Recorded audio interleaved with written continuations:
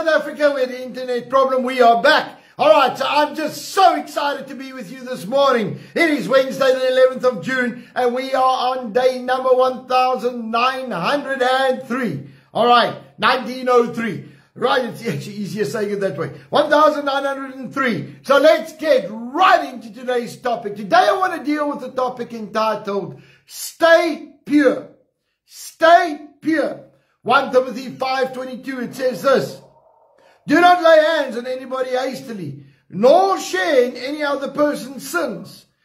Keep yourself pure. Now I want to say, what does that mean? Now let's start off with this. How many of you know that a group of friends are going to influence you? Right? Whether you like it or not, whether you admit it or not, a group of people around you are going to influence you. The Bible's very clear. Psalm 1 right through. And it says very clearly that people get influenced by friends. Now, growing up, right through my high school career, right into my 20s, there were certain of my acquaintances that used to really push that I had to drink beer. They had this big thing that I had to, and they would keep on teasing me, and they're trying to put it in my poikies and whatever it is. Now, I don't have an issue with alcohol, but I have an issue with peer pressure. All right? I have an issue with peer pressure. I have a big issue when people force you to do something when you chose not to do it or don't want to do it. The pressure is immense. The pressure is intense.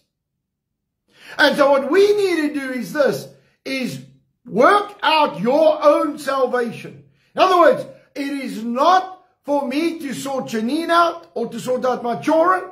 It is for me to sort me out. Now my question to you today is this, is are you pure? Are you pure and are you remaining and fighting to stay pure? Are you sticking to the principles? Are you doing what God has called you to do? Are you trying to obey His word? And here comes the challenge. What do you do when peer pressure comes on? Does peer pressure affect my purity? You know, as you get older, guys say, oh, well, come, let's just go to the bar or go to the club or let's go as a gang. Be careful that you don't question your purity. Now, what I had to do was build up such a strong thing that everybody knew my stand, everybody knew my boundaries. They knew if they go past that, I will just leave. So if they wanted me to visit or care, they knew, do not go past these boundaries. Arthur's going to leave. And I don't care how much it cost me. I don't care if I had to pay tickets to get into an event. Because I had to protect the purity that I had. And today I still have to check and see who my acquaintances are, who's my inner circle, who do I really open up to, get weak to. Because I have to protect that purity that God has given us. Now, you can compromise. People cannot know about it. Everything is done in secret, but it's going to affect your spiritual walk somewhere. Your spiritual life is going to be directly impacted by the level of purity that you carry. I describe it like this. It's like a hose pipe. The clearer the blockages, if there are no blockages, it goes. The water can flow. But what happens when you kink a hose pipe? It restricts the flow. Every time you do something wrong, you are busy slowing down the flow. And then there are people who ask me, but why are such bad things happening to me? And when you go look at their lifestyle, you say, you've opened the door here, you've opened the door here, you've opened the door here. Remember this, when we pray, and we pray this every day, that God will remove any evil from your house. But if you do something wrong, you're inviting it back. And as you invite it back, you will have the consequences of that. And so this morning I want to challenge us to purity. Let's clean up our act. How do I know when I'm pure? When I'm obeying the word of God. When I'm doing what the Bible says. Because if you are doing everything in the Bible, you are doing what God called you to do, and it's going to bring a level of maturity and a level of purity that's going to flow in your life. If you are obeying the word, you are not sinning. And so this morning I want to ask us, are we protecting our purity? Are we fighting for that purity? Are we fighting to make sure that we are not compromising, that we are not deliberately sinning, that we are doing what God has called us to do with a pure heart, with pure motives, and doing it with pure intent? So, on the night that Jesus was betrayed, he took bread and broke it, and he said, this is my body that was broken for you. Take in remembrance of me. He took the cup. He said, this is my blood that was shed for you. Take in remembrance of me. The body of Christ was broken for our physical and emotional healing. The blood of Christ was shed for our salvation, protection, and provision. And so this morning, we need to use the power of the Holy Spirit to help us to stay pure. We need to use the power of the Holy Spirit to resist any form of evil around us. Let's pray. Father, right now in the name of Jesus, we ask you please to forgive us. Lord, for anything that we have done wrong. Lord, for any wrong thought, any wrong action, any wrong motive or intention. But God, I pray right now that you'll forgive us where we have opened our lives to Satan and to immaturity and impurity. Lord, where we just do dumb stuff. Lord, where we do stuff that is just purely out of the flesh. And Lord, your word's very clear that that is like a milk level, where we should be on a meat level. Lord, I pray right now in the name of Jesus that you by your Spirit will help us. Lord, I ask you to cleanse us, to wash us white as snow today. And Lord, I ask you right now that as we take of the elements, Lord, that we will rely on the Holy Spirit to use us, to work through us, and to help us live a life of purity in Jesus' name. Thank you, Lord, that we will protect our purity. And Lord, that we will be men and women of honor in Jesus' mighty name. And everybody said, amen and amen. Let's partake together.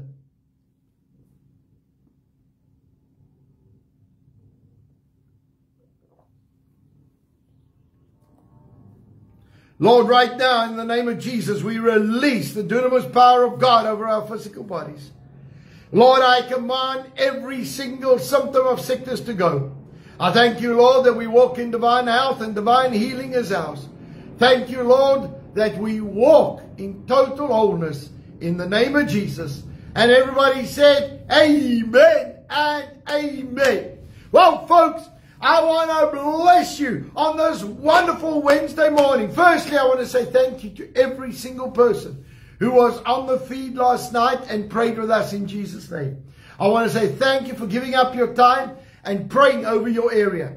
I also wanted to say that every Wednesday we send out the recording of the prayer to many, many people. All right? There have been so many folk that have come to me and said to me, listen, we listen to those recordings. We can't make that meeting. We pray with, we stand in agreement. We are doing what we are meant to do. And that is what it's all about. Let's get your life on fire. Let's get your life with power. And let's get your life in a place where you are a lighthouse and everybody knows who you are. Everybody knows that there is power in your house. Everybody knows that there is power in your street. And you do that when we start praying. Prayer is the solution. Prayer is the foundation. Prayer is the backbone. So I want to thank you for everybody who's praying with us. And let me tell you something. If you've got any means to join us on Tuesdays, it's only half an hour. And it's not us praying, it's the public. Anybody can pray. If you would like to come and join us and pray, you are more than welcome. All right? Everybody gets a 2-minute slot and we pray. And we just go from one person to the next. And what is powerful about these prayer sessions is this. is I'm praying in PE, you praying in Cape Town. We stand in agreement for the same result on both areas. My neighborhood's blessed, your neighborhood's blessed. I tell you, God is going to do something miraculous in this nation. Amen. So, I want to remind you that tonight, we've got our small groups meeting all over the nation. There's small groups meeting all the time. Okay, and our digital Zoom session is on tonight. If you can't get to a fellowship group, then join us tonight at Zoom. We have a digital Zoom session. That's for the older folk who can't get out. There are many that can't travel anymore. There are shift workers. All sorts of people have joined that group because they just can't get to a physical location. Okay, so I want to encourage you, join us tonight as we just get into the Word and we pray for each other and we minister to each other. We stand there for each other in Jesus' name. All right, so I want to bless you. I want to tell you what, I am so excited about what God is going to do in this nation. God has been giving me lots of vision, lots of stirring. I'll tell you what, I'm going back to my foundations. I'm fasting a lot. I'm praying a lot. I'm seeking God. I tell you what, the anointing of God is going to break the yoke of bondage in Jesus' name. And we are going to see people on fire. We are going to see revival. We are going to see the body of Christ stand up in this nation. Amen. Man, I'll tell you what, I can't wait to see the devil get a clap or two from us. Amen. Well, not because of who you are. It's because you've been obedient. The Bible says we are co-workers together with Christ. And we operate and release the anointing and the power of God, just like Jesus did. And that is what we're meant to be doing. And that is what excites me. And that is what I'm after. Amen. All right. So we are going to pray for our nation this morning. Amen. I want to remind you that I'm going to Israel in March. So please, if you are interested, please just send us an email at believers@fathersheart.co.za and we will give you all the info that you need. Okay, so let's pray. Father, right now I pray for South Africa. I thank you, Lord, that our nation is blessed. Lord, that every single thing that we see is going to change in Jesus' name. Lord, I thank you that the political arena is going to change in Jesus' name. Our economic situation is going to change in Jesus' name. Our unemployment rate is going to change in Jesus' name. Father, we speak life. We speak blessing. We speak abundance for this nation. Lord, we call in every prophetic word that has been going out over this nation in Jesus' name. I thank you, Lord, that there is going to be a blessing, that there is going to be power, that the Church of Jesus Christ is going to stand up, and we will see light, and we will see fire. But God, I pray right now that we will feel the tangible presence of God wherever we go. Thank you, Lord, for firehouses in every street. I thank you, God, that every one of us are operating under the function and the unction of your Holy Spirit. And Lord, that we carry the power for our area and for our neighborhood. Lord, we release the anointing. We release the blessing in Jesus' mighty name. Father, I thank you that we are not going to settle for second best. Lord, that we are going to push in. We are going to see the power of God. We are going to see the miracles of God. In Jesus' mighty name. And Lord, right now I pray that as we stand in agreement, Lord, that we will release the anointing of God over each and every one. And Lord, that we will see the blessing of the Lord be made manifest in our nation. In Jesus' mighty name. Father, I thank you that we are going to see the power of God saturate this nation. In Jesus' name. And Lord, right now, I pray for each and every business. I thank you, Lord, that our businesses are blessed. I thank you, Lord, that as we build altars, Lord, that our businesses operate in supernatural deals, divine connections, supernatural contracts, because we are praying for them. We are building those altars. Lord, I release the anointing of God. I release the power of God. I release the blessing of the Lord over our businesses, over our families, over our homes, over our economy. In Jesus' mighty name, we thank you, we bless you, and Lord, we anoint our businesses today. We anoint our families today. We anoint our homes today. In Jesus' name. And everybody said, amen and amen. Lord, we pray for the peace of Jerusalem and the blessing of Israel. Thank you, Lord, that those hostages are released in Jesus' name and that every single one of them are still alive in the name of Jesus. And everybody said, amen and amen. Well, folks, I want to bless you this morning. I want to say what a wonderful morning it is to serve the Lord and to go and do what He has called you to do. I want to just challenge you with one thing. As a family or as a household, are you doing something small for your neighbor? You know, buying some blankets for the guy down the road. Something small, not thousands.